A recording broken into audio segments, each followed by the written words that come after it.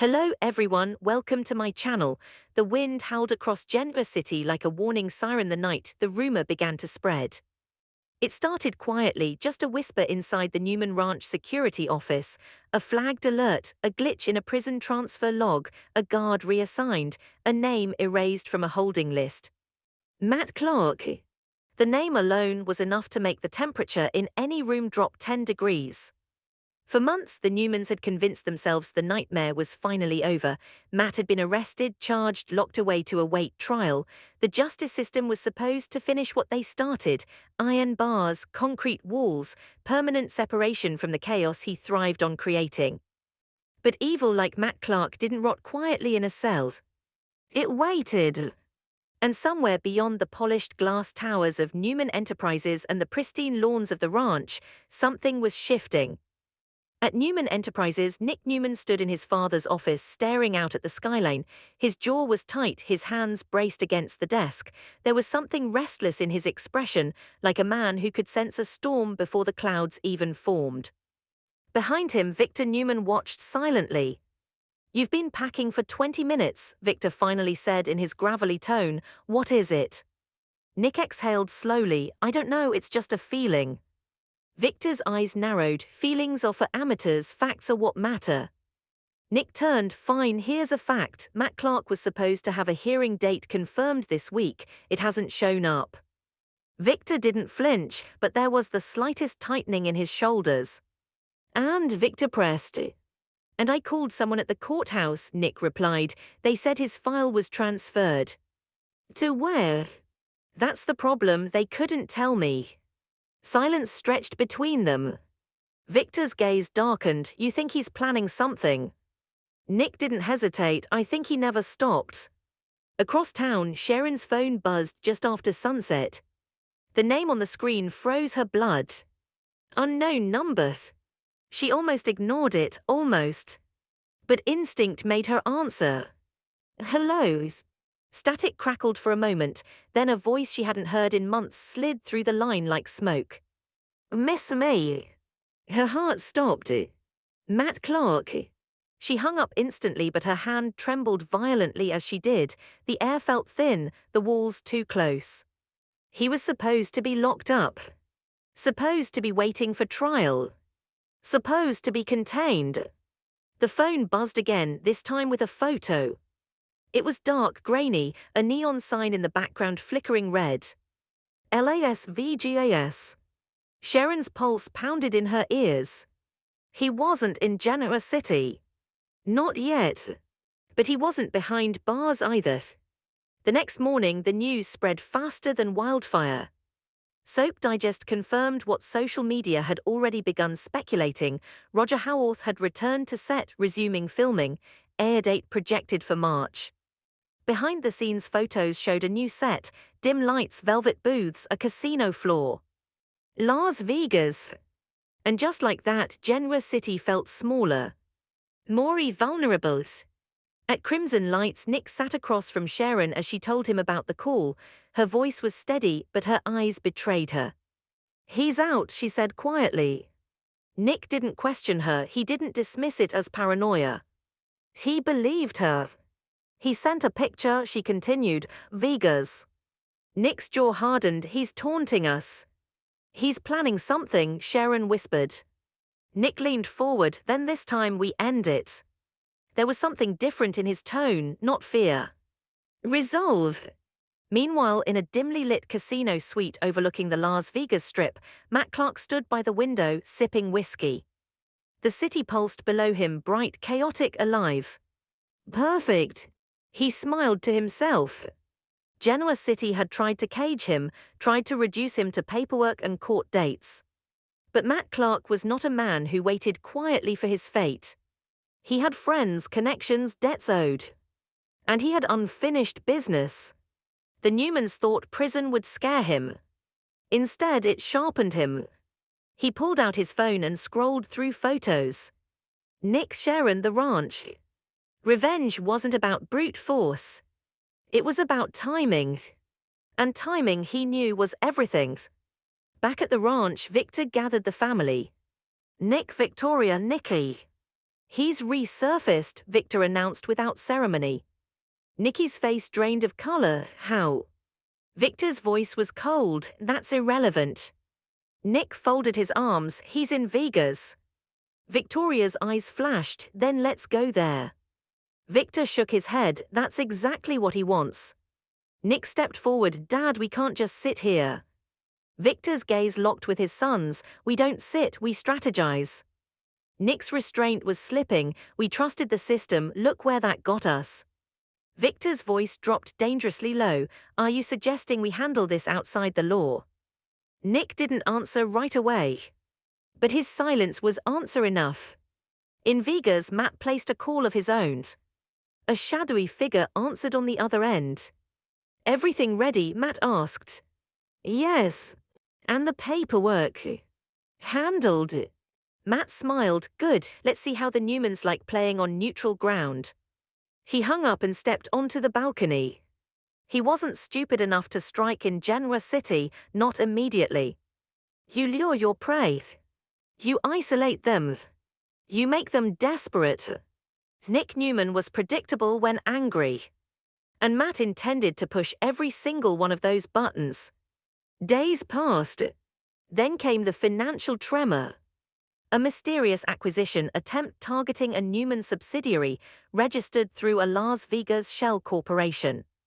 Victor slammed the folder down on his desk. He's baiting us. Nick's eyes burned. Then let's take it. Victor looked at him sharply. You're thinking emotionally. I'm thinking permanently, Nick shot back.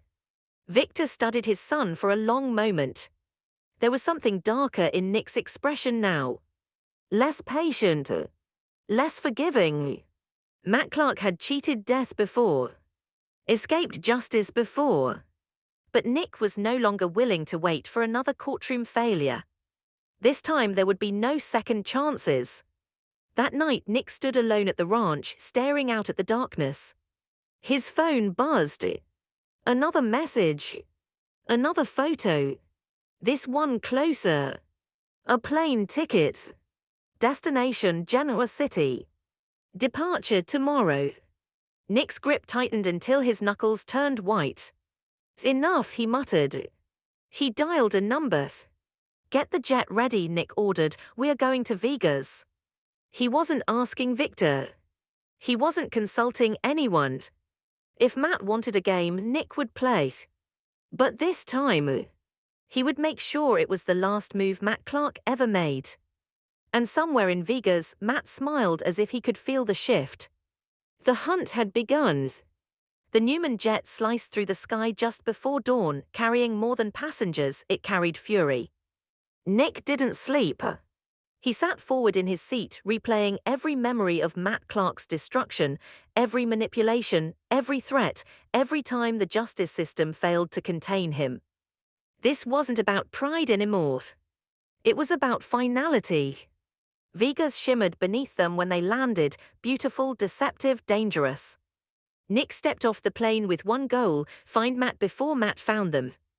He tracked the shell corporation to a luxury casino newly renovated under anonymous investors, the same neon sign Sharon had received in that photo. Inside, the casino buzzed with artificial glamour, chips clattered, laughter echoed, music thumped. And at the center of it all stood Matt Clark. Smiling. Well, Matt said smoothly when he saw Nick approach. I was hoping you'd come personally.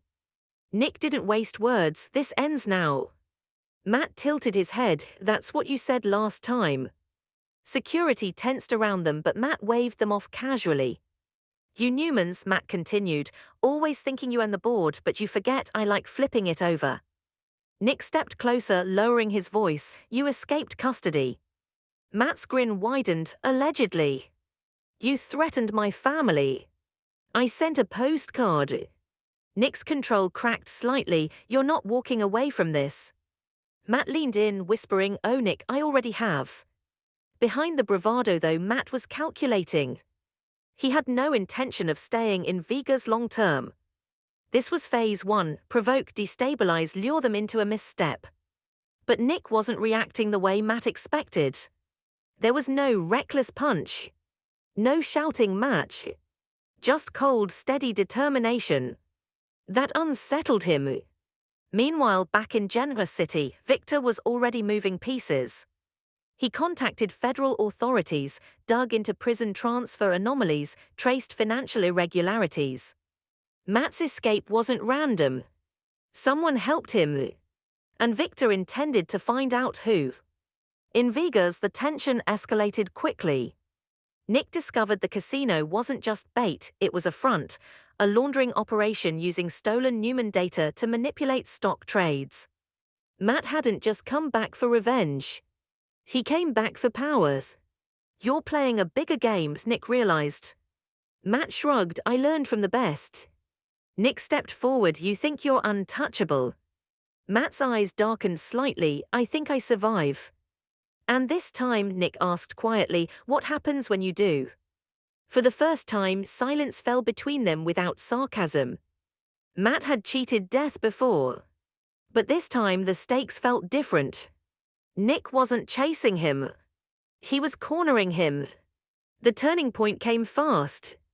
Victor's investigation uncovered the accomplice, a corrupt corrections officer paid through offshore accounts.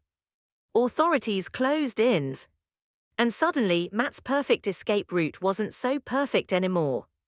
Nick confronted him one final time, this time not on the casino floor but on the rooftop overlooking the strip. The neon lights flickered beneath them. You're finished, Nick said calmly. Matt laughed, but it sounded thinner now. You really think bars can hold me? Nick's gaze was steady. No. Matt blinked. Nick continued, but I can. Sirens echoed in the distance. Matt glanced toward the sound. That split second was all it took. Authorities swarmed the building. The accomplice was arrested. The casino shut down. Matt Clark's smirk finally faded. As officers cuffed him, he looked at Nick with something almost like admiration. You're different, Matt said. Nick's voice was cold, I learned. Matt was taken away, not to the same facility. Not to the same system. This time Victor ensured federal oversight. No loopholes. No quiet transfers. No mysterious errors. Back in Genoa City, the ranch felt peaceful for the first time in weeks. Sharon exhaled a breath she didn't realize she'd been holding. Nikki embraced Nick tightly. Victor simply nodded. But later, alone in his office, Victor allowed himself a rare flicker of satisfaction. The threat had returned. And it had been handled. Nick stood outside under the stars that night. Matt Clark was alive. Imprisoned. But alive. He hadn't crossed a line he couldn't come back from. He hadn't become what Matt was. And that mattered. The war wasn't about eliminations. It was about protection. Matt Clark had tried to drag them into darkness. Instead, he had forced Nick to step into strength. But in Genoa City, peace was never permanent. And somewhere deep inside a maximum security facility, Matt Clark stared at the wall with a faint smile. Because villains like him didn't stop dreaming. They waited. And in Genoa City, waiting was sometimes the most dangerous move of all.